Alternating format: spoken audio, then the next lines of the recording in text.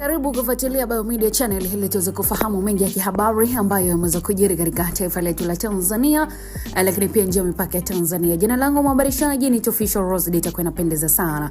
Leo tuangazie taarifa ambako Mange ametoboa siri kifo cha Rachel Dangwa.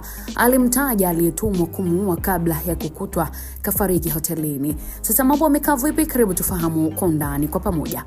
Baada ya taarifa za kupotea kwa Rachel Dangwa pamoja na taarifa za kifo chake, Mange Kimambi amevunja ukimya na kutoboa siri kuwa mwanaharakati mwenzie huyo Rachel Dangwa alimtaja aliyetumwa kutoka Tanzania kwenda kumaliza kabla ya kupotea kwake.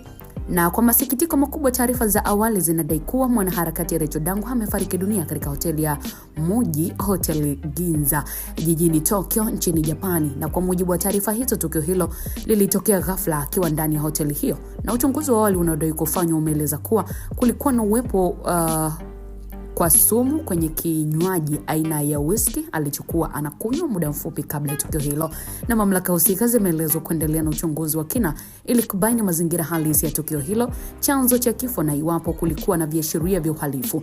Taarifa rasmi zinatarajiwa kutolewa baada ya uchunguzi kukamilika. Sasa kumekuwa pia na taarifa zingine zinadai kuwa huenda taarifa hizi zikawa ni za uongo na huenda aliyefariki huko nchini Japani ni Mtanzania kweli, lakini huenda si Rachel Dangwa, maana kama ingekuwa ni yeye kweli si angerudishwa kuzikwa Tanzania, maana ni raia wa huko Tanzania. Inawezekana vipi afariki alafu asizikwe Tanzania, azikwe huko nchini Japani kimya?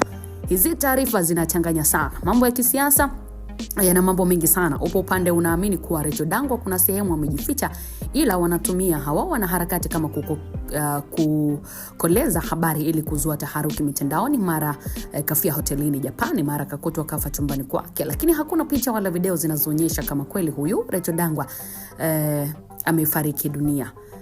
Mbona video na picha zingine za waliofariki wengine huwa zinaonyeshwa, lakini mpaka sasa hakuna ushahidi wa moja kwa moja unaonyesha kama kweli amefariki.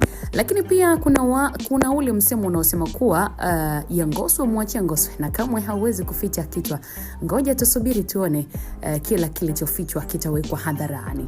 Nini maoni yako mtazamaji wa Biomedia wakati ninatamatisha taarifa hii kuhusiana na Rachel Dangwa? Unaweza kuandika maoni yako. Unaamini nini kwenye hili? Je, ni kweli amefariki dunia ama ni kiki tu kuleta taharuki? Unaweza kuandika maoni yako, wakati mwingine tutaangazia. Bye bye, uwe na wakati mwema.